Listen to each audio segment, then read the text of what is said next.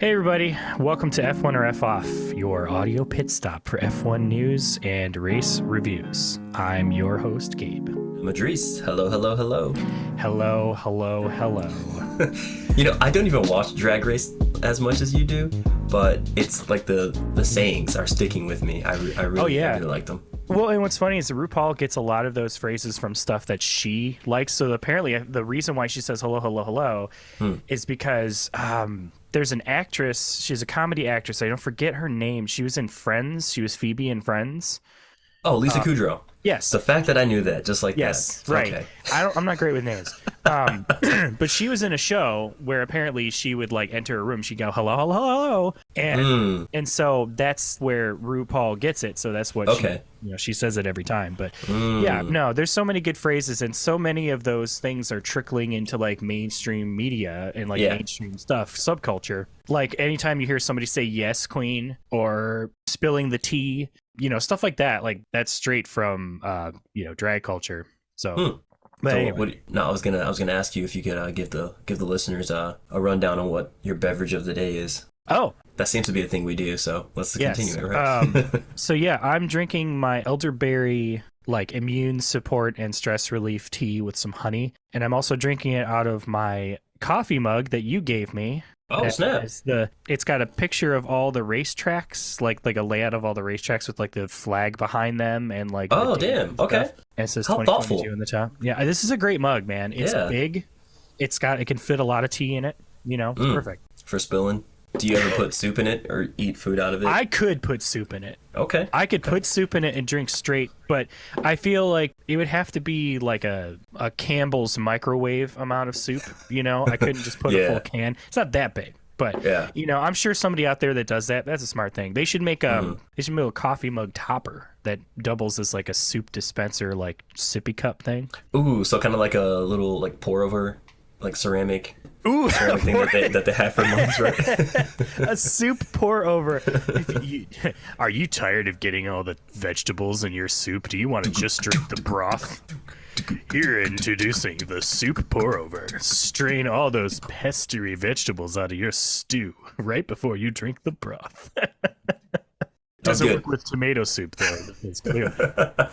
So that was our little 80s infomercial with my Casio keyboard beat there. I see, but here's the thing. I don't think when it comes to like voices from commercials, I think like 50s you have the like, welcome to the home of this lovely lady.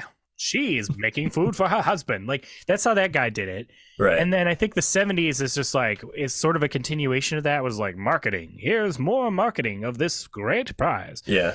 But then I think in the 80s, they were just like, didn't they go to like, or was it the 90s where they're just like, whoa, hey, check out this new thing. Yeah, that definitely feels like late 80s, like early 90s. Wash all your clothes with just this little tablet. Whoa. Yeah. Or maybe that's because. As if everything's a Ninja Turtles episode. Well, maybe I'm misremembering that because like we were kids in the 90s. So like every toy commercial was like, whoa, check it out. It's this silly putty. You can throw at your friends. Yogurt in a stick form. Slurp, slurp, slurp. Eat your Tostitos. Whoa! Explosive pizza flavor. Speaking of, do you remember that Tostino's Pizza Rolls commercial where, like, it was some nuclear-looking family who lived in the suburbs, right? Of course. And I'm sure the daughter's name was like Jessica, right? Mm-hmm. No, this is no shade to anyone who's named Jessica if you're listening. Just that was a very common name in the 90s. Yeah. But you have like a Jessica or Jennifer or something. And, she brings home her boyfriend who's like, backwards cap. He has like these like really like bro looking sunglasses. Oh, no, not you, Gabe. Gabe is currently wearing a backwards cap. No, not this kind of backwards cap. I was going to say, hey, man, wait a minute. You're getting too close to my description. Yeah. You leave Jessica alone. But then he shows up at the house for dinner.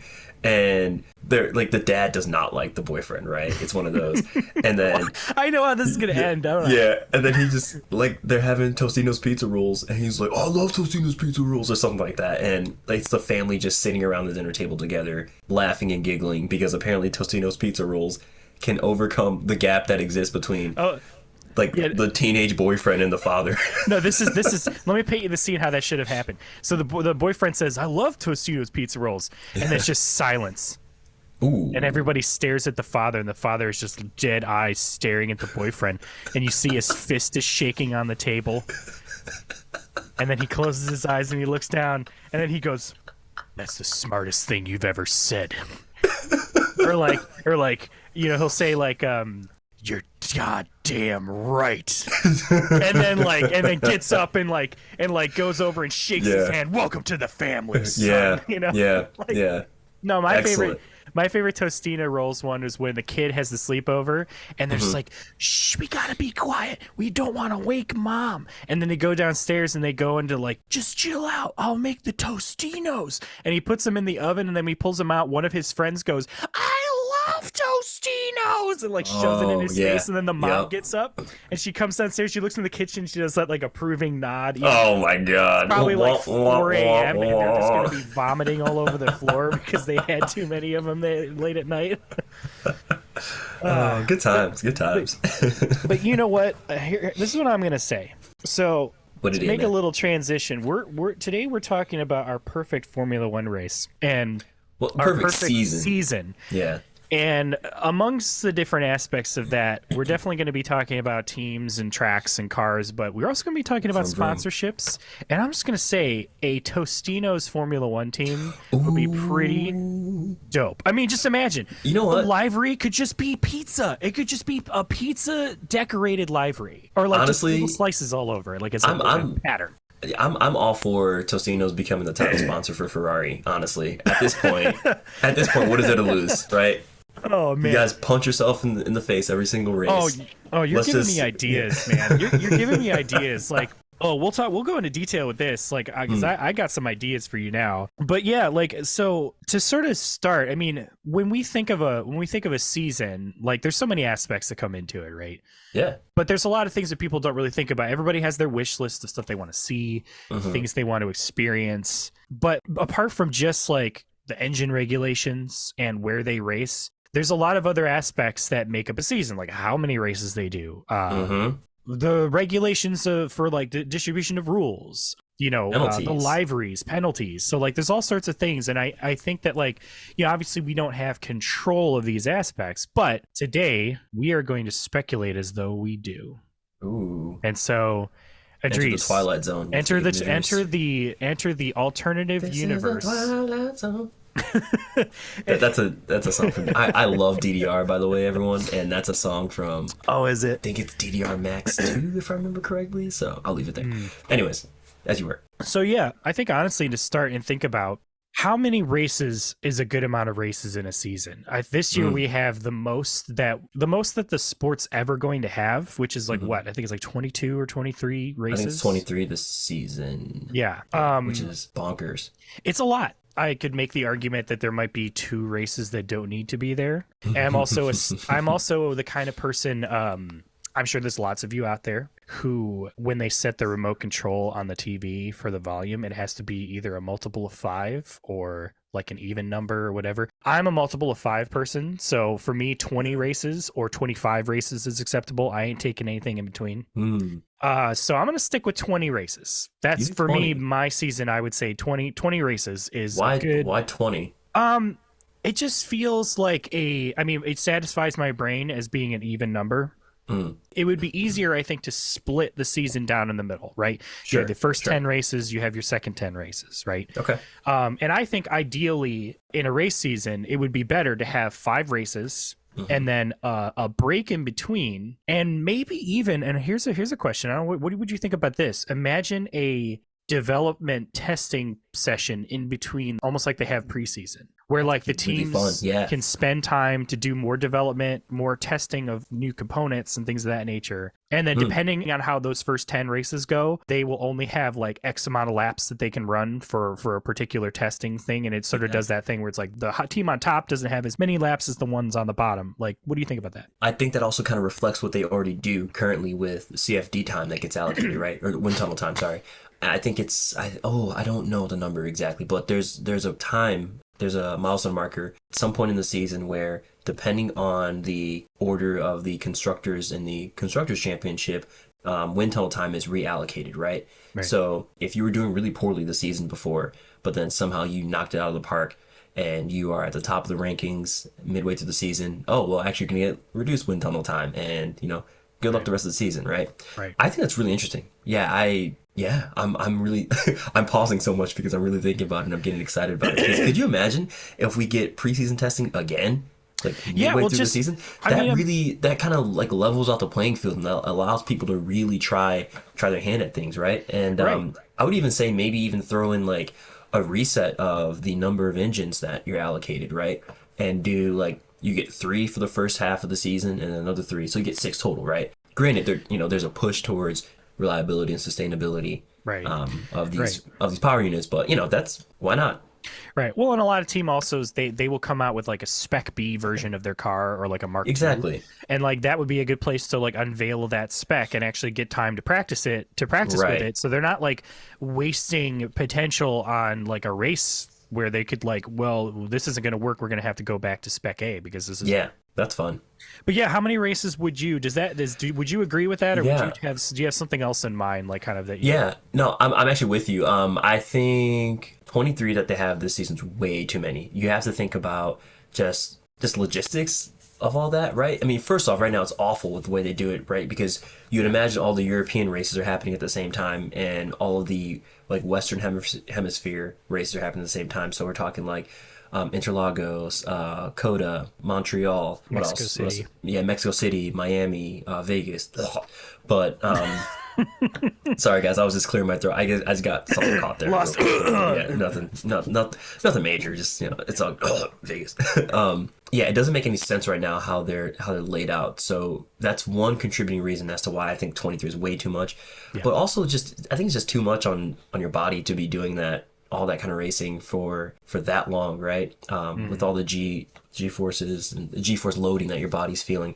I think an ideal number of races would be somewhere between 15 and 20, and I'm kind of settling on like 18 or 19. Okay. Okay. I think 18, I mean, I feel like 18 gives you a good enough sample size where you can really truly understand if one driver and team really stood out better than the others, right? Yeah. 15 might be too few. I don't know. I guess you can run like a statistical analysis on it, but yeah, I feel like 18 is close enough to the 20 that you dropped that. Honestly, I feel like somewhere around there is probably a good number. Yeah, I mean, it's like everybody wants to see a lot of racing, exactly. Because you enjoy the sport, like and that's why we got sprint races, right? Right. right. Yeah, the best introduction to F1 in a long time. We're not personally. I'm not a mega fan of sprint races, but here's the thing: sprint races to me are like it's sort of like getting one of those like little packages. It's like a mystery prize. You don't know what's in it. Sometimes it's great, sometimes it's not. But I can tell you that I think that it has potential to be good because we've gotten several good sprint races that people forget about. And I think Interlagos. Yes, that's exactly what I was going to say. Yeah. If they're at good tracks, they're good sprint races.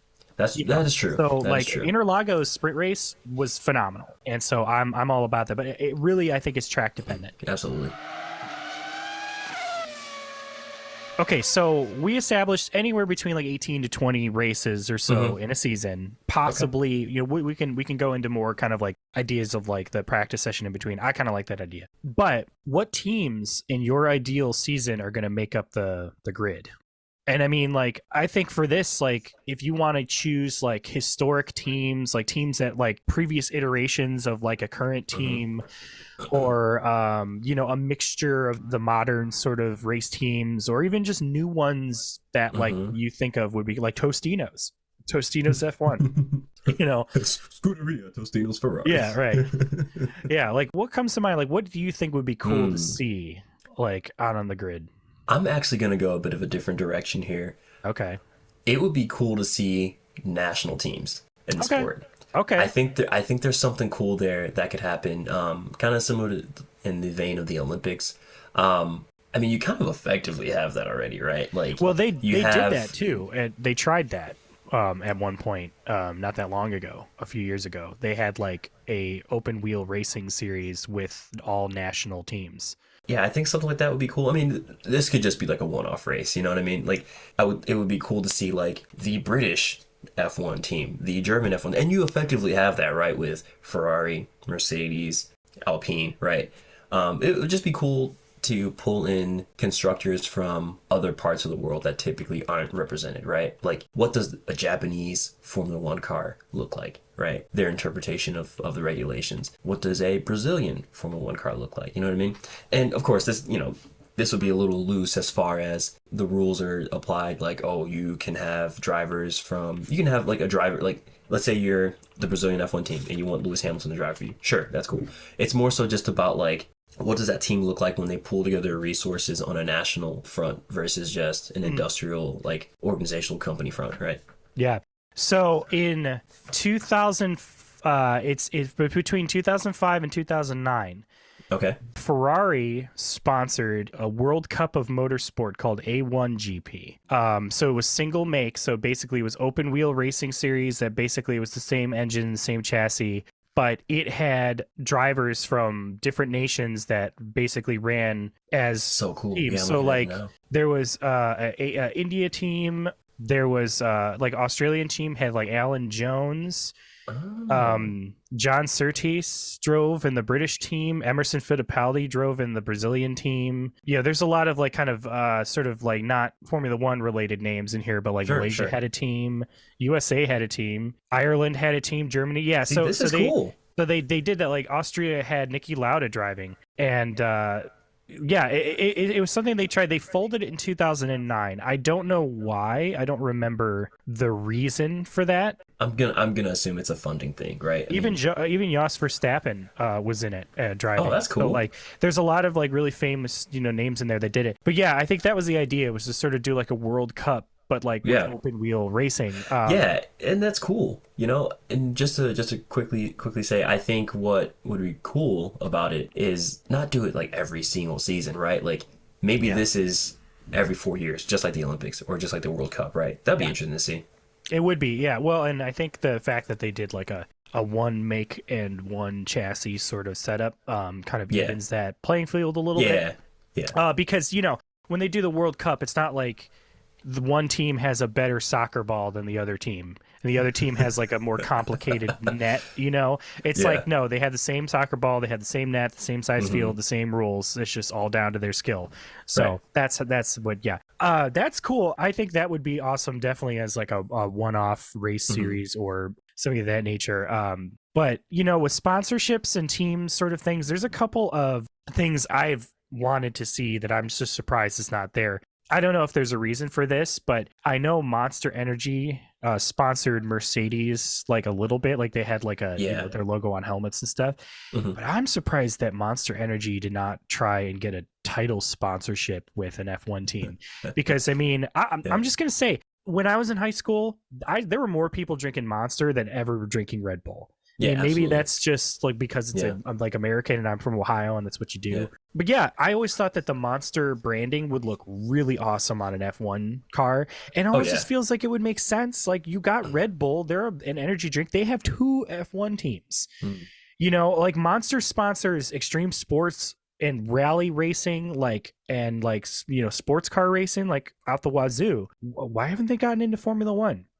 I don't know. But I think that would be cool as hell. I'd love to see a Monster Energy sponsoring like Haas or something, like pick up where Rich Energy failed and like try and compete with Red Bull as a drink manufacturer, as a title sponsor. But also, yes, Tostinos. I want to see the pizza livery on a car. I have to have it in my life. Not that I put that out into the universe. I need to have that. I'm sure somebody on like Forza Motorsport has made a pizza livery on one of the F1 cars. So maybe I'll just have to go in and find that and put it on and then post a picture of it. But yeah, as far as like actual teams, I know there's a lot of teams that do development that like kind of developed into other ones, but if we could defy logic and sort of the breakdown of the linear nature of time. Well, actually, no, time's not really linear. It's all over the place. Anyway. X, Y, Z, and T. Yes. 4 dimensions, bro.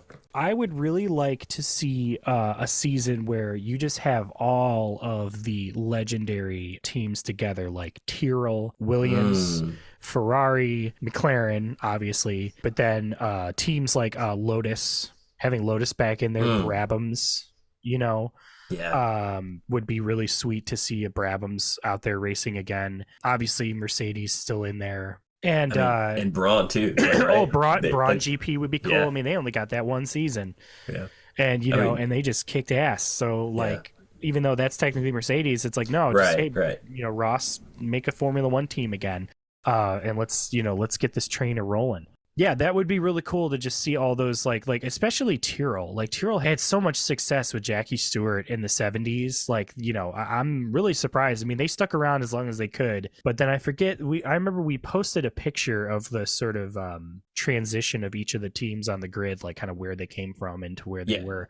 I forget what Tyrrell ended up being. Did Tyrrell end up becoming Sauber, or I don't remember. I think Sauber has always been Sauber. Tyrrell became Braun GP. Oh yeah, there we go. Yeah. Tyrrell became Braun, which is now Mercedes. So basically we would have like 3 iterations of that team essentially on the grid. Which would be cool. That would be really cool. There's some there's some smaller teams that maybe like Jordan, I guess like we could be interesting, but honestly I just try and stick to what I think is like just those really, really amazing teams. But it would also really, really be cool to see famous former champions being the team principals of teams. Like imagine like Damon Hill showing up to run Williams, and like Jackie Stewart comes in to work with Tyrrell again, to develop the car, almost like how Niki Lauda did with Mercedes. I think that would be really cool to see, because it's kind of reminds me of like how we're really, really rooting for Williams this year, because they've just been in the sport for so long that it's just you want to see them sticking around and just being there, because it's just super fun. But yeah. Okay, well, we got Tostinos is going to be our new world champion for the season. God, who would be good sponsoring us for this episode, guys? Who would be good driving the Tostinos cars? You know who I want on my Tostinos team? I'm just going to decide I'm the team principal for Tostinos. All right, we're going to say our pick on 3. Okay. All right. It's probably not going to be it, but let's try it. It's going to be different for both of us, probably. All right. Okay. 1, 2, 3. Danny Ricciardo. Yes, we did it. Was that it? You said Danny Rick? Yep, I said Danny Rick. Yes. No, I actually said Kimi Räikkönen. You said Kimi? Yeah. I thought you said Danny Rick. Anyway, yeah. So, I want Danny Rick on my team for Tostinos. Danny Rick on Tostinos.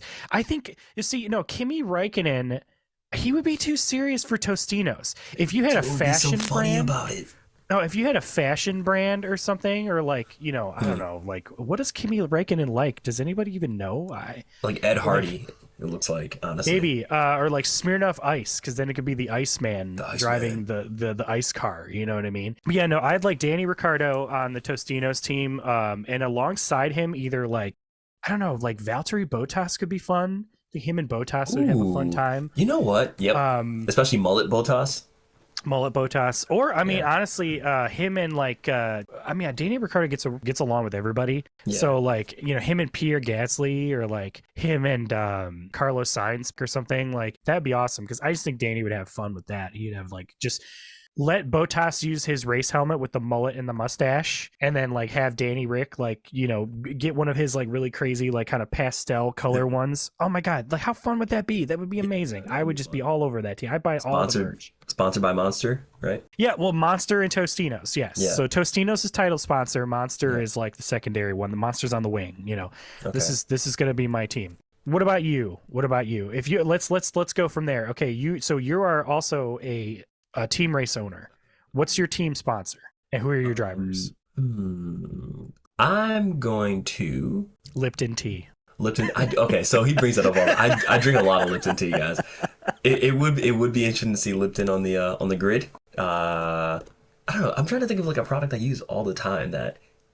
I definitely don't eat Tostinos all the time. That's right. I implied that. Yeah. you don't. It doesn't have to be that. Ooh, Sega. Maybe do Sega or something. Let's get a Taco Bell. Let's get a Taco Bell Sega. Title sponsor, co-sponsor, that. I think that'd be great. Loving this. Okay, Taco Bell Sega. This is amazing. Okay, who are your drivers? Who are your drivers? My drivers for Taco Bell Sega. Yes. Louis Hamilton. It can be anyone from all time.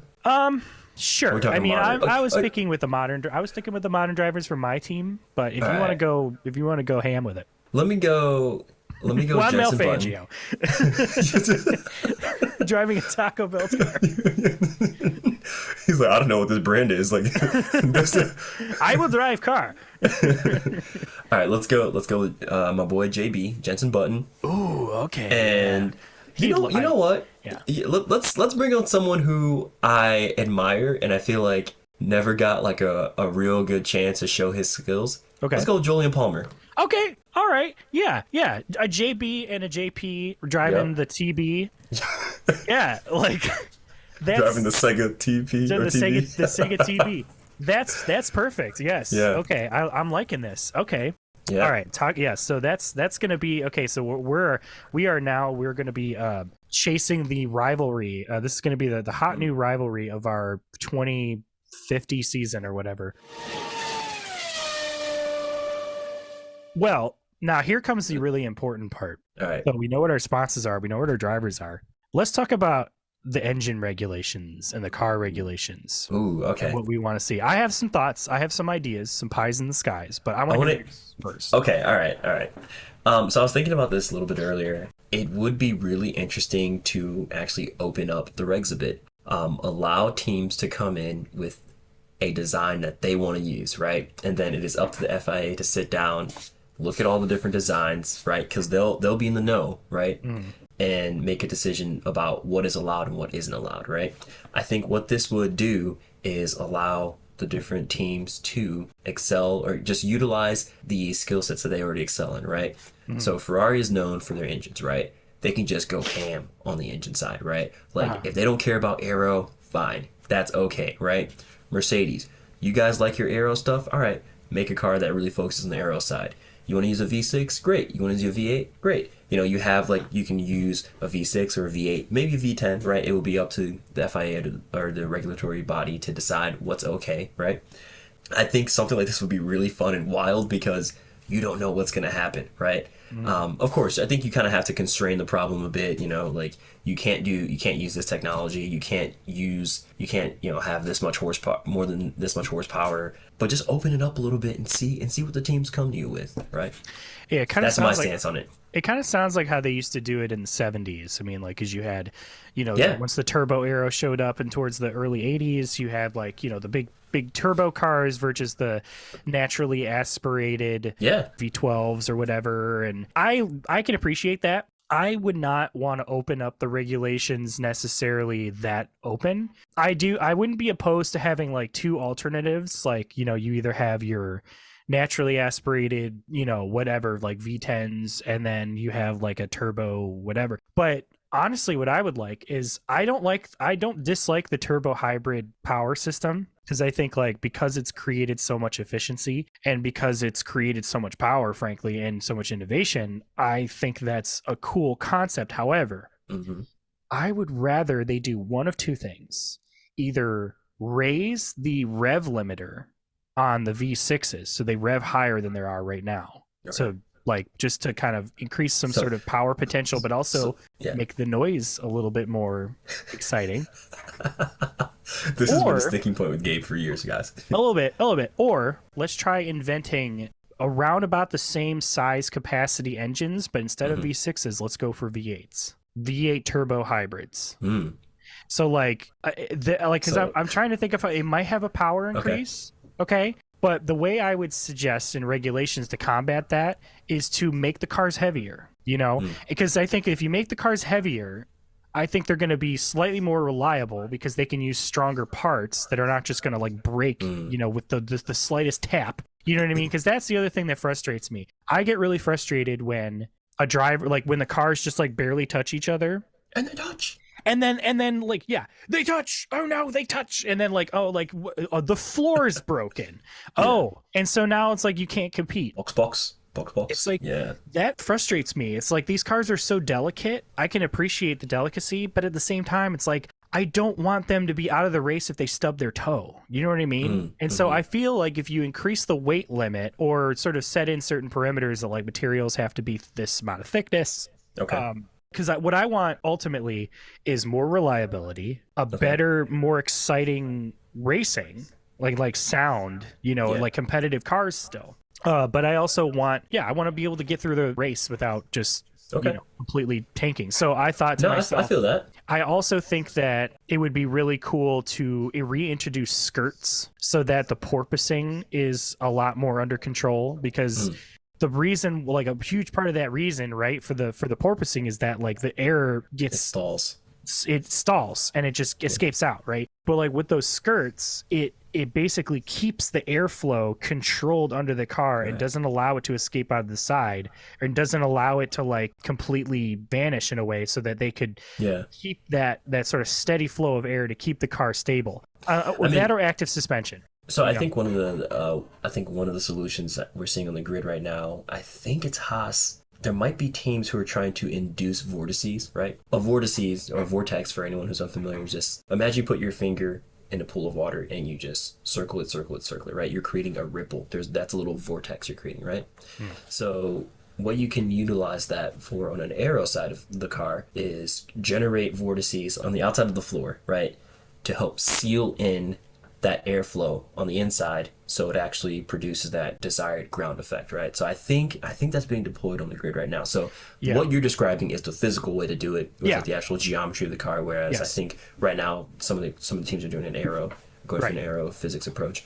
I think whatever makes it work. I like what you're doing here. It's interesting because I think we have the same desire, but we've approached it from different ways, right? You want to introduce more noise and more excitement, right? And you achieve that via these larger engines, right?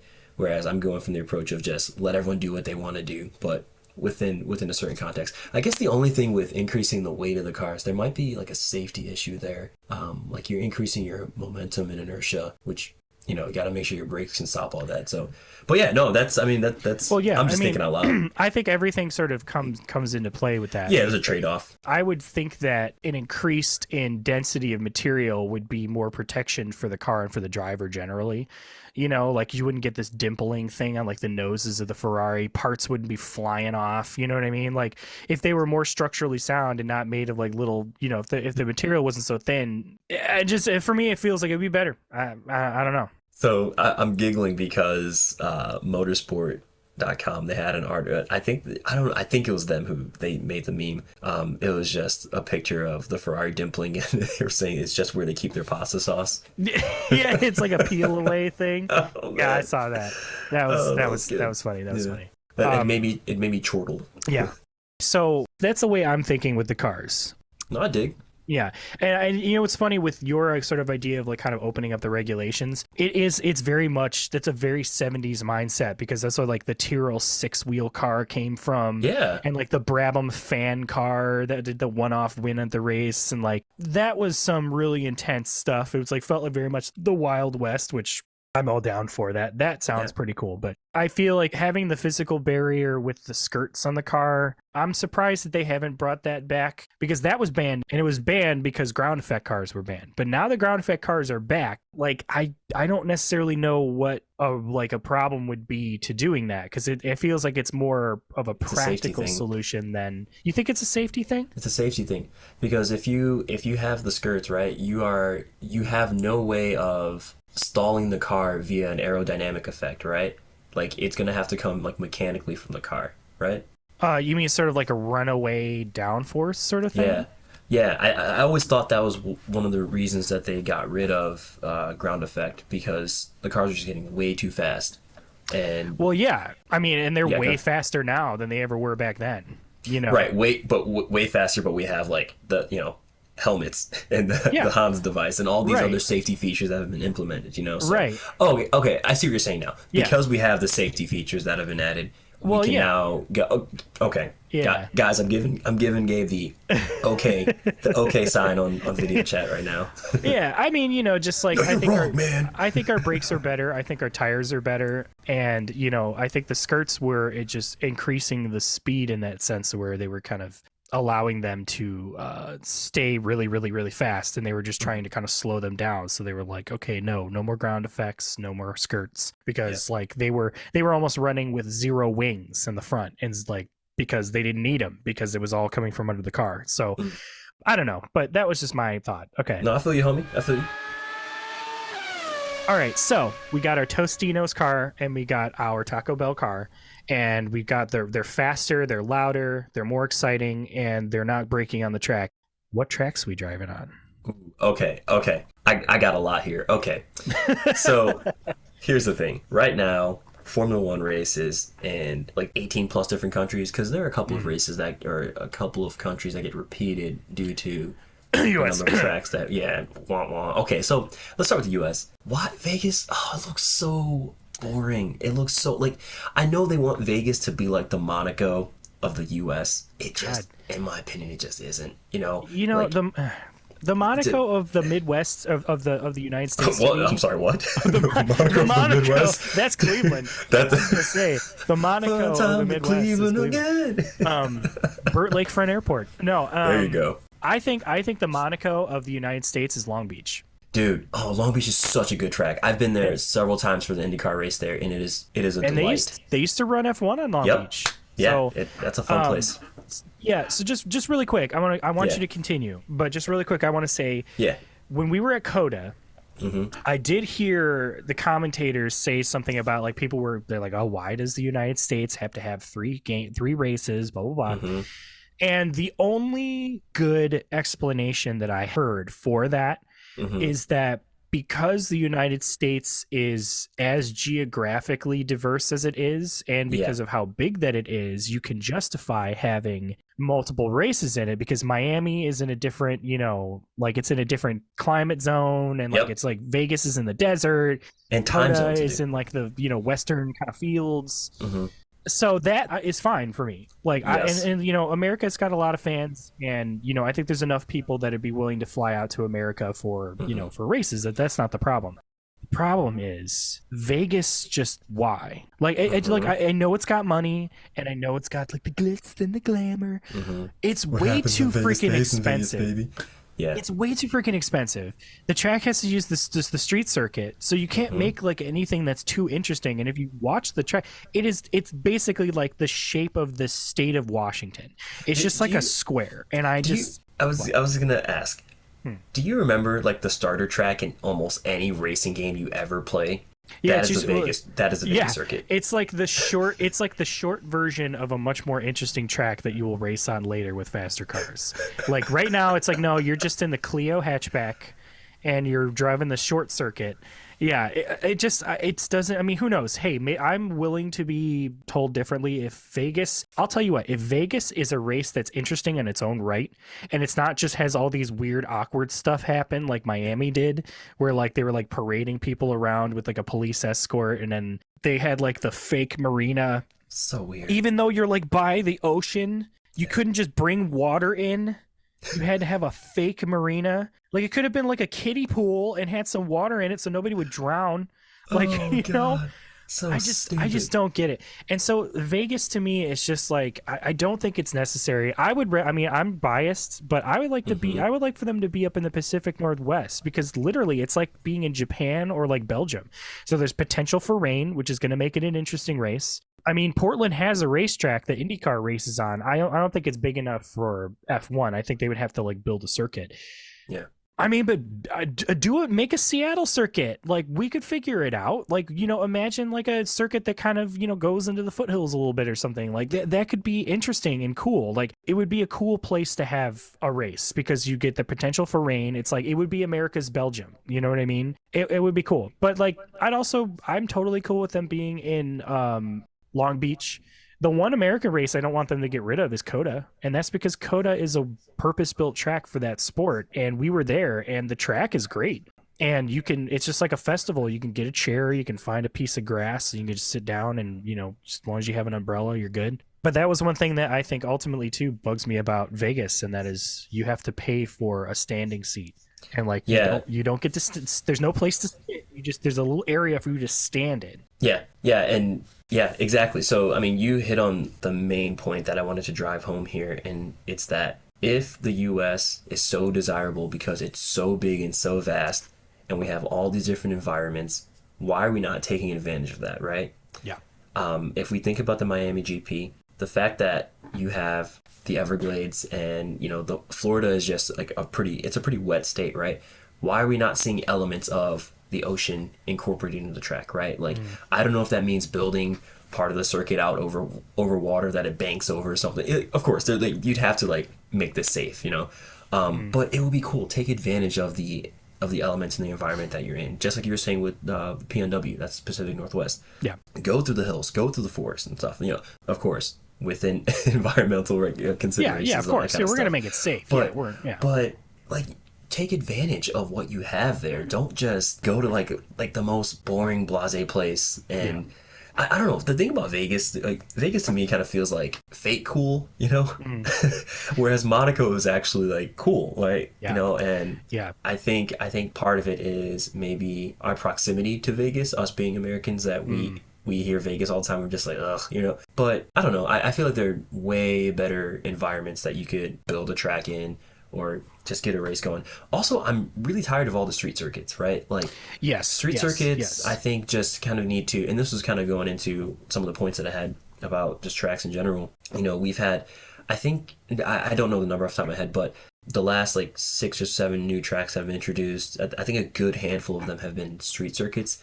And while street circuits are a really easy way for a country or like a racing body in a country to say, hey, come race here, it does not necessarily always produce great racing. You know, like you want a track that is designed for racing, that has these really cool elements, these really cool chicanes, and it's just always there, right? You don't have to worry about, oh, well, you know, they're doing some construction over here, so the blocks between 3rd Street and 5th Street are, you know, can't use those for the upcoming race. Like that's and like the actual grade of the concrete is not necessarily suitable for the actual like racing you want to see on track, right? So exactly, it's gonna affect the tires differently. It affects the racing strategy and everything. I don't know. That Monaco, I feel, is the only street circuit that should be on the calendar. There's definitely street circuit style tracks. Like, I mean, technically Jeddah, which is where coming next, is sort of that because it's got the walls. Yeah. But it's so dangerous though, Jeddah. There's one particular there's one particular section that it comes. I think you come out of a chicane into a straight, and like it's like a curved straight. Yeah, you're like millimeters from the wall, and it's just kind of like that feels unnecessarily dangerous. Yeah, well, I definitely agree. I think that the United States needs to have at least 1 or 2 more Formula One purpose-built tracks. I mean, we saw what happened in Coda. Coda is hugely successful. It had, when we were there, that was the biggest turnout, I think, for any Formula One event. And it's not like there's plenty of open land around. You just don't want to put it in a place that's like prone to tornadoes. So like, no, sorry, Oklahoma, you know, you're not getting a racetrack. But like, hey, Oregon has plenty of big open areas near the coast that they could put, you know, so does Washington. Like any state's going to have some big open plot of land that could be potentially turned into a racetrack. And I think that would be really interesting, and it makes for better racing, better events. I think it could potentially, you know, boom the economy in the local areas, so long as it's not too close, you know. And you know, that there's plenty of spread. Like, you know, if it's just one small town that everybody's expect to go to, you know, that's not good. But like if you put it in proximity to like several smaller locations, you know, I think there's a way they could figure it out. That would be really, really cool. I would agree. I'm also with you on the street circuits. I think it definitely feels like a easy, sort of a shortcut way of doing things. And I think everybody has this expectation that street circuits are going to be more interesting than a course, but I don't really think that's true. Yeah. Like look at Spa, right? Look at Spa. That is by far one of the coolest tracks on the calendar, right? Interlagos is not a street circuit. Yeah, Interlagos. That's incredible. They produce like the coolest racing because they're taking advantage of like the natural environment. Like you've said this before, Gabe. Interlagos feels like a roller coaster, and that's what makes it so fun to watch, right? Yeah.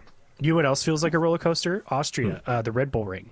Yes. That is also a fabulous track. It's got a lot of really natural elevation changes. It just flows with what the land is doing. Yeah. And I think that is really special. That's cool. So one thing I want to do though, while we're on tracks, I want to talk about Monaco specifically, because we've had thoughts about this. I have thoughts about this, and there's a couple of things that I think Monaco could do if you really want to zhuzh it up, you know, make it a little more, I mean, it's really bougie already, but like if you want to get it a little, you know, kind of inject some excitement into it. Here's the thing. The problem that Monaco has is not necessarily Monaco's fault. The cars that we have now are so big and they can't, there's no place to pass in Monaco. There's very few places to actually pass in Monaco. Yeah. If the cars were smaller like they used to be, there would be a little bit more places to do so. Even still, it's like, kind of tricky, but it was a little easier. And so that's why pole position on Monaco is so important, because 9 times out of 10 if you get pole position, you win the race. And also the undercut and overcut strategy that we talked about last episode is very important in Monaco, because if you pull it off, that's how you win those races if you want to be able to win. But that being said, I don't necessarily think that makes Monaco unexciting. I think that one card that Monaco has is that the environment is really interesting. The track is very iconic. The camera angles are pretty amazing and have a really, really good sense of speed. There are 2 possible things that I think that could mix up Monaco. One that you and I have talked about, and then one I just thought of the other day. So one, the Joker lap, which is something they do in Rallycross, where every driver within like a certain cluster of a race has to go around this extended portion of the track and then re-enter in order to like kind of keep like add time or reduce time. Add time. It's ad strategy, right? Because you have to take your Joker lap. For anyone who is unfamiliar with the Joker lap or needs help visualizing it, I would really recommend checking out the Chain Bear video on how to improve racing at Monaco. He breaks it down perfectly, and it's really, I'm a visual learner. Well, I don't think those learning types actually exist from what I've heard recently. But I like seeing charts and stuff, right? So I'm a visual learner. Do, right? So, go ahead. If you want me to assemble IKEA furniture, you got to have pictures. Because if it's just instruction, I'm not going to do it. But if you give me a picture, I know exactly what's happening. Yeah. I'm definitely a visual learner. Well, speaking of visuals, this is my other idea for Monaco. And I want to see what you think about this, okay? So imagine Monaco, night race. Oh man, you had me at night race. Dude, okay, so I love night races just in general. Like the only thing that would stop Monaco from doing a night race is that everybody likes to party at night. But to be fair, they also party like super late into the night. So I think you could still party plenty during the day, get a little saucy, and then watch the race. And then once the race is over, everybody parties after. I think man, that would be beautiful to see at night. Monaco as a night race, I think would look absolutely spectacular. The tunnel, I mean, come on. Like that's my favorite part of the track. Oh my god, the sparks around the track. It would be spectacular. It's not like they don't have the light infrastructure for it. I mean, it's a street. It's a road, right? That's true. They would just have to add some extra lights around, for the thing. They could get it done. I guarantee you they could get it done. That would, I mean, how cool would that be? I think Monaco at night would look really badass. Drive past the casino, the lights at the casino. Oh my gosh, like it would be spectacular. I just think that they don't want to do it out of tradition and because people want to party at night. But also, it would be a better Vegas, man. Like it would be a better Vegas. Like that's what Vegas is trying to be, and it's just I'm not holding my breath. Yeah, I don't know, but yeah, I think Monaco at night with a Joker lap. That's what that track needs. Bring that up to the modern context. So yeah. So on the note of tracks, I have 3 items I need to bring up.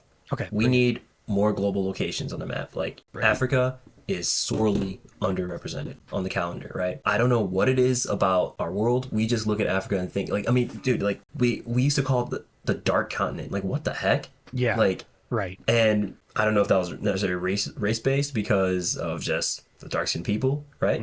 Or just a lack of knowledge, right? Or maybe it was both, right? It was probably a little bit of both. Probably a little bit of both, knowing like the like they could get away with it, like well we don't mean it that way. It's like sure you do. So you have an entire continent that is not even on the calendar, right? The last time we raced in Africa was in South Africa during freaking apartheid, which is one of the most despicable things that has happened in the last like 30 years, right? And whose effects are still being felt to this day, right? And will be felt for generations because that's just the way these things go, right? Like there's like societal issues that just get built into the infrastructure, and unfortunately it takes time to dismantle that.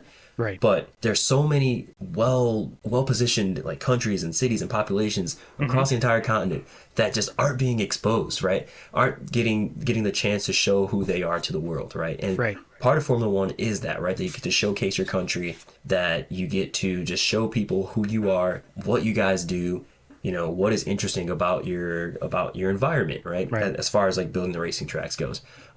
So just a few off the top of my head: Accra, Ghana; Lagos, Nigeria; Cairo, Egypt; Nairobi, Kenya; Come on, like there's so many cool places we can go. A race at Cairo would be badass. Imagine that, right? Like that would just be so dope to see. The shots of like the pyramids and they like pan over the racetrack. Oh man! And you just see like Lewis and Max and Fernando just like weaving through the through the pyramids of Giza. I mean, it wouldn't be that. Well, they wouldn't do that. Yeah, just but as a backdrop. Yeah, that'd be wicked. That would be incredible. Imagine I wouldn't want to like exploit like the culture of Egypt as far as like, you know, I'm not going to suggest that they put like pharaoh hats on the tops of the drivers when they get to the podium or anything like that. Right. But it would be up to the governing body, though. Well, right? yeah, but like imagine the subtle sort of like decorations and sort of thematic elements that they add into the track to like celebrate Egypt, their heritage, Cairo, and the Egyptian heritage, right? But also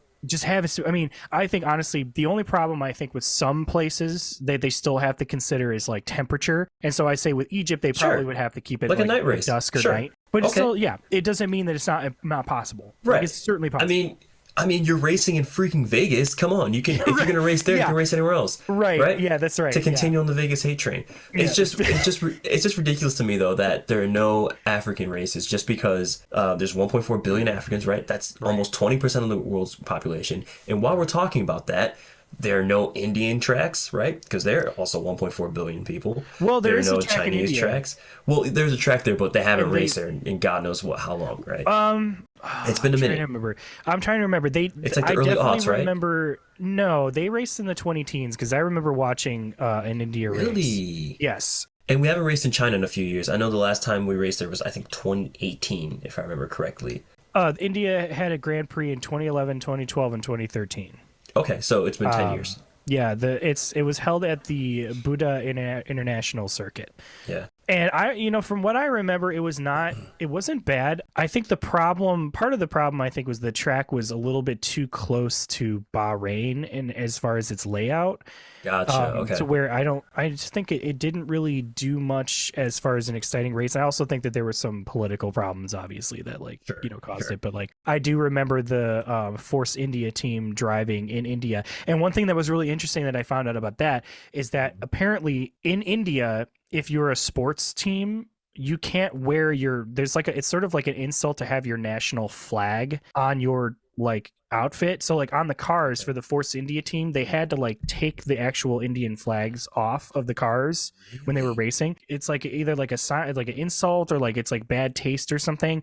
I remember that being a thing, and I was really confused by that. I didn't understand why, but I remember like Force India couldn't have the actual like symbol and like the actual Indian flag like on the car. They could have the color scheme, but that was about it. I'm looking at delivery right now. Yeah, I see that. Wow. But yeah, no, I agree. I think that like any place that has a significantly large population can logistically handle a race weekend and has a circuit should be able to do it unless you're involved in some major human rights atrocity or there's some really intense political problem that's going on. That's why it's like we're not in Russia, obviously, for that reason, which I would say like hopefully the conflict that's going on over there comes to an end, and hopefully it results in Ukraine's retaining its sovereignty and like regaining its self-identity and its territory that it had lost. Because I'd rather see a Ukrainian GP than a Russian GP at this point right now, like just to kind of that country, if anybody needs to have a boost in economy and morale and image,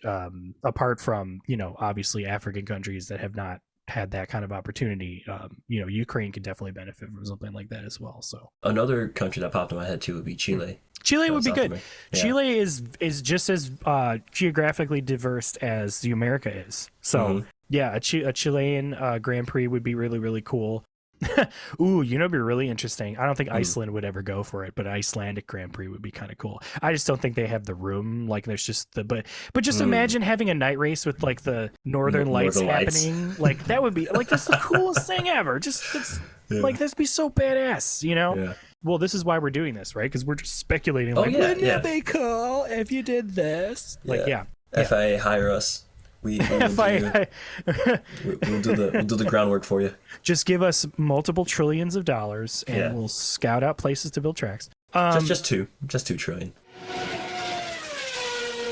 So we touched a little bit about a few sort of miscellaneous kind of changes like Joker laps and things of that nature. But there's a couple of other ideas that I want to kind of get your opinion on. What would you think about an artificial rain circuit? Dude, I've been thinking about that lately. All right, so I will preface this with the fact that I love wet races. I think they are like the true test of a driver's ability, right? Everyone's on the same tire, right? How can you overtake in the rain? Where are you gonna do it? Like it takes, I don't know, it takes a lot of the elements of, oh, well, that's just a good car out of the equation, right? Because it's not really about that anymore. It's really just about the driving skill. And that's why I love, there was a period of time like in, I think 2017, 2018, 2019 timeframe where there were several wet races, and I remember Lewis being like having to start like P15, P16, I think because of some kind of engine change or something like that, right? And he would just carve his way through the field, and I always call it that like a Hamilton salvage race. And I love watching those just because you see like the technical finesse he has to use to do that, right? To come back and get on the podium or win the race, right? But yeah, with that said, an artificial rain race would be interesting. So we're talking about just like water seeping up from the track or something like that, or they're just spraying water down. I would say it would probably be, I mean, you could just do like kind of a sprinkling sort of system, but I would say like it'd probably be better to try and find a way to project it up and onto the track from like a, you know, almost to try and make it as like naturally raining kind of conditions as you can. The only problem that I would have with that is that you would have to make sure that you're not wasting water too much. Like if there was a way that the track would have the drainage system from the track would just refill whatever water tanks that it had, you know, but that would be like a whole infrastructure thing that would probably have issues and stuff. But this is not why we're here. We're here to speculate as if these aren't problems. So I think it would be interesting because I do agree. I think rain tracks can really spice up a season. Most of the time when there's a rain race, there's always something spectacular happens. Either a driver unexpectedly retires, or somebody has a way better race than they would normally, or maybe a race team's car just works way better in the rain than anybody else. And some of the more notable world champions throughout history have been famously very good in the rain. Michael Schumacher was, Ayrton Senna was, I think Hamilton definitely is. You know, Max knows what he's doing. Fernando knows what he's doing. Kimi Räikkönen is just ruthless. He's just fearless in the rain. Like he will just like, he doesn't slow down if there's like a wall of water in front of him. He's just like, well, they better not be in the way. Like it's like, oh my god.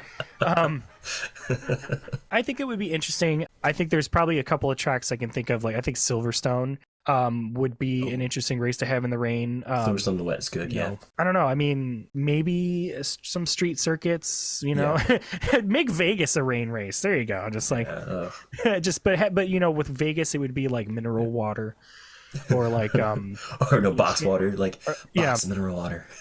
Or, you know, they would just spray like wine or something. I don't know. What about artificial wind? Just have giant fans on the side, just like they turned on the headwind down at the end of the straight. Oh, damn it! I can't. The car's just like, whoa. It's getting out of the way. Well, so there's one other sort of miscellaneous thing I was thinking about that I was curious because they kind of floated this idea, and I still think it's possible. I still think they can make it work. Is a reverse grid positions, at least for sprint races.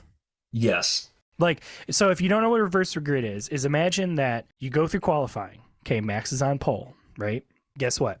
Sprint race, because he was on pole, means he starts last. And maybe, like, you know, you could make an argument that some teams would, like, deliberately not drive faster so that they wouldn't be in first. And so they would be, like, everybody would just be driving really slow. So you'd have to find a way to make a incentive. Like maybe it's worth a certain amount of points, right? So maybe like, how about this? You qualify, you do a normal qualifying session like you would do a sprint race weekend, right? But the sprint race is reverse grid and it's for points. And so whoever can reach whatever the thing is, you know, gets whatever points. And then the beginning of the actual race that's not the sprint race is positions from the qualifying. That's what I was going to recommend. Yeah, I think I agree 100%. Yeah, if you do sprint race and reverse grid order, right? But I guess so the sprint race would be reverse grid based off of the results of what? Qualifying. Off of that's right. I'm sorry, I mixed up the order. It's quali, then it's sprint race, then it's the actual full-blown Grand Prix. Right. So yeah, qualifying, and then do a reverse grid based on qualifying results for the sprint race. Sprint race results are then the starting grid for the full Grand Prix. No. What I was saying is not that the sprint race is not the starting grid, but that the sprint race costs is worth points, like half points. Oh, okay. And Gotcha. then you go to do the race, and the race is the normal qualifying grid. And the reason why I'm suggesting this, there's a whole reason. This isn't just to be dumb. The reason is that I think that would give slower teams that are farther down on the points finishing tally, a chance to get more points to potentially fight in the midfield. Oh, yeah, because absolutely. we know, like, because you know that, like, the top teams are going to be competing during the race because they've already have the qualifying positions and they're doing all of that. However, if you give the lower tier teams, the midfield teams, a chance to compete and also a chance to actually get racing in and to fight for positions. I know people say, like, it doesn't matter that, like, the faster cars are going to pass up the slower cars. It's like, well, that's all good and dandy, but that's it's going to give the midfield a chance to mix things up a bit. And I think it's going to be good generally for the drivers as far as, like, getting them the experience of racing each other, and, like, you kind of get that. There's always that potential that there's going to be accidents or something like that, but I mean, that's just racing in general. So here's my thought on that. Why half points? Just give them full points, honestly. The only reason why you give them half points, I think, is just because if you give them full points, then, you know, the teams that are at the top could, like, complain and be like, oh, like, you know, blah blah blah, like, what, you know, because they're getting screwed during qualifying, right? Because they're starting at the back and then they're trying to compete for full points, and then they do like, you know what I mean? So that's why I think with the sprint race, if they do half points or so, then it's like it's almost like a little bit more of a wash in a sense, even though they still have potential to get points if they work hard enough. My thing is, I don't care to hear about the top teams complaining, especially if it's Red Bull saying that wind tunnel time affected their development of the 2023 car. Know. Get out of here. I know. I said it last race. I'm going to reiterate it now. I don't know when we're going to put this episode out, but as of March 12th, that's when we're recording. Before the Jeddah Grand Prix, I'm still convinced that Red Bull has some performance advantage that they're keeping under wraps because Christian Horner and the team, it's like I guarantee, it's like they were scripted. It's like they had a pre-race briefing and they're like, look, when you guys do interviews, I want you to mention the Aston Martin being a green Red Bull, and I want you to keep talking about it because they keep saying it. They keep saying it. They bring it up a lot. And then Christian Horner he's complete. He's like, well, you know, this was a one-off race, and, like, you know, we have an aero discrepancy. It's like, are you kidding? You were just at Bahrain. Bahrain is giant and open. Like, there's nothing to prevent the air from flowing. Okay, that is an airflow track. Are you telling me that you have a disadvantage? On a macro scale, Like, don't give me a break, Christian. I'm sorry. Give me a break. Like, you guys have some advantage that you're not telling anybody. You're trying to make us fooled. You're trying to make us think that it's not true by telling us about how the Aston Martin looks like a green Red Bull, which I personally do not think it looks like a Red Bull. I don't. So, do you think the secret to Red Bull's success is an engine powered on the hot air that Christian Horner has been blowing for the last few seasons? Christian is the blown diffuser. No, honestly, I think the key. No shade, Christian Horner. He seems like a cool dude. I think the key to Red Bull's success is, well, Christian Horner being kind of a little bit of a smarmy. You know, he knows how to talk, and he knows how to. But he has to be as a team. He knows how to talk right? himself out of situations. Yeah. But also, honestly, they have Adrian Newey. And there's nobody, I don't think there's any better aerodynamicist right now in Formula One than Adrian Newey right now. I mean, it's just, he's developed so many championship winning Formula One cars. It's insane. And unless he leaves, I don't really think Red Bull is going to be uncompetitive for a long time. But, dude, he has a lot to be proud of, Adrian Newey. Speaking of, I mean, I think he's 4 championship winning cars? I feel like it's more than that. He's definitely it's been super competitive. Or maybe 4 teams he's been with, but then the cars are different. Yeah, because there was at least 4 cars with Sebastian. So like add on top of Max championships. Yeah, I'm just gonna say I still think Red Bull is they've got something up their sleeve, and maybe I will be vindicated by this time when the episode comes out. So they will have activated our trap card. Right. Blue Eyes White Dragon. Before we close up our discussion, then, Idris, is there any other like little miscellaneous things that you think maybe you would like to see be different? Any other kind of maybe fun stuff that you would like to see that this isn't fun. I know those are qualified, but this isn't fun. But one of the things that has to happen, the FIA needs to just hammer people on penalties. Oh yeah. That's it. Yeah. That's like the whole Red Bull going over the cost cap. Like even if it was like catering, as they said, nah man, you went over the agreed upon budget, whacked.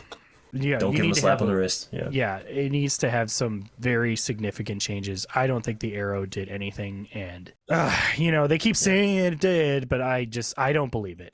You ain't fooling me. That's just not the case. How about you, Gabe? Was there one last thing you wanted to say as far as I would say if I'm going to add anything, I would say that the punishments not only should be for the teams, but I think it should be for the tracks. If they do something like how in like Japan, when they had that tractor out on the track that Pierre Gasly almost took out, there needs to be harsh punishments for things like that happening. Like marshals need to be held very much accountable for that. Here's another thing maybe I would like to say that would be, I would like to see changes in. It kind of goes back to what we said in the beginning. I think they need to allow the teams to test more than they're given now, or have an additional testing session mid-season that they do.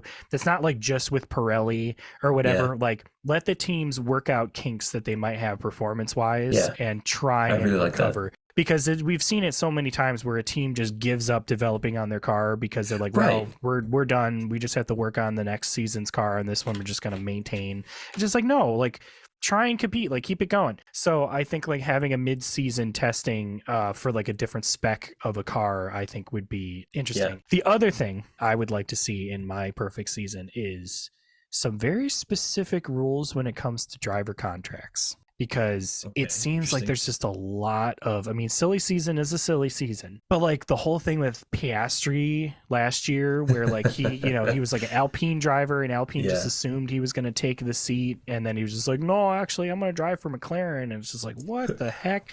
They were going to like sue him. And like, it was this whole thing. And what do you think about that specifically? I think the whole Piastri thing was honestly Alpine just not locking up their contracts the right way. If they were going to put that much time and money into him without having like a dead man switch or dead man clause, I guess, in the contract to state that you will be driving for us for at least a year or two. Yeah. And that's kind of on them. You know what I mean? From what it sounds like, all the reports that have come out about that, it doesn't sound like Piastri did anything wrong or had a misunderstanding, right? I think maybe the misunderstanding might have been on the side of Alpine. I don't know. I honestly really don't see an issue with that. Like, the problem, I don't think it's that big of a deal. Well, Alpine didn't listen to Beyonce and put a ring on it. That's I think the problem. They liked it, but they did not put a ring on it. And I think you're right. Piastri was perfectly, if he was not under contract, he's perfectly capable of going wherever he was. Yeah. I think going to McLaren was a mistake. But at the time though, at the time, he made the best decision he could have at the time with the information he had, right? Or at least that's what he thought. Yeah. But didn't Alpine beat McLaren in the constructor standings? I'm pretty sure they did. So I think I remember after Drive to Survive, because I remember Jack Brown being like, well, you can't win them all or something. It's like, okay. Yeah, I don't know. That's the one thing in Drive to Survive that they talk about. It's like, Piastri everybody wants him. He's the best. And it's like, I'm sure he's a talented driver, but he ain't going to be showing off much of anything unless he's, I think we will know whether or not he really has that kind of X factor in Formula One if he pulls on Alonso and just starts putting the McLaren in places it shouldn't be. You know what I mean? Yeah. Because Alonso was doing that. He was putting McLaren in like P6, P5, and it's like, what is a McLaren doing there? If Piastri can do that, great. We only see one race of him, so, and but have like some gremlins. Yeah, and I think didn't all the rookies finished outside the top 10 in the first race. But yeah, I don't know, with the driver contracts, it just feels like another sort of thing that can cause like some animosity I did hear some rumors today that apparently Charles Leclerc, after the Bahrain Grand Prix, wanted to have a private conversation with like the owner of Ferrari and like, and Mercedes is apparently interested in Charles Leclerc, which seems odd because honestly, if Hamilton retires and I was Mercedes, I would just pull in Mick. That would just be, I would take a risk. I would take a risk and pull in Mick because I can tell you one thing. I don't think the car is that bad. And I think Mercedes has all the resources to give a good car. Yeah. And I think that it would be what Mick needs. He needs a team that cares about him. He needs a place that he can grow. Yeah. And I think he's talented. I just think that he showed up at Haas and Haas was not equipped to deal with it. I agree. I agree about Mick. If that is true about Leclerc having interest from Mercedes, the nice thing about Leclerc is that he's a known quantity. He can put in the results. It's true. He just needs a car that suits his driving style and is reliable and can produce for him. So yeah, it's so weird though. It's like Leclerc feels so right in Ferrari though. Like, I agree. Yeah, he feels like a Ferrari boy. I can't imagine him. I also couldn't imagine Max being in a Mercedes or a Ferrari. Oh no. I couldn't see it. I couldn't see it. I could imagine Vettel in a Mercedes. Yeah. I could imagine Danny Ricciardo in a Mercedes. I cannot. No. I can't. I can't see Danny Rick in Mercedes. No way. I feel like it would just be too stifling for him. I hope he gets that Red Bull seat back at some point. I mean, not to say that I want Sergio to leave. But if Max were to move on, which is possible because that guy's got a real short fuse, and if Red Bull decides to not do what he wants, like. You think he would just quit the sport? I don't know if he quit the sport. I think he would just take whatever contract or whoever wants to take him. I wouldn't be surprised. I mean, come on, it's Max Verstappen. If Max Verstappen wants to walk away from Red Bull, that like Mercedes and Ferrari would do everything to throw as much money at him as they possibly could. I feel like the vibe I get from Max is very much the same vibe I got from Kimi, right? In the sense that they just want to go out and race and have fun, right? And of course win, right? Right. And I feel like, Max would rather go to a team that's like having like a good attitude and like is about like that real hardcore racing spirit versus going somewhere that's like staunch, Yeah, I guess. I mean, but hey, who knows? Once Audi shows up on the scene, we don't know what Audi is going to be like as a team. Yeah. Like, are they going to be real stuffy? Yeah. Are they going to be kind of loosey-goosey, having fun? Are they going to be like, we are serious competitors? Like, are they going to be like that? Who knows? Like, I don't know. No. Audi, Auto Union, they were right up there with Mercedes back in those old days. So, like, we'll see what happens. But I'm curious to see how it shakes up. And I just want everybody to be happy. And like I said, Danny Ricciardo, if he doesn't want to race for Red Bull, he can come race for Tostino's GP. We will have a spot for him next to Valtteri Bottas, and he can wear whatever race helmet he wants. He'll have pizza all over the race car.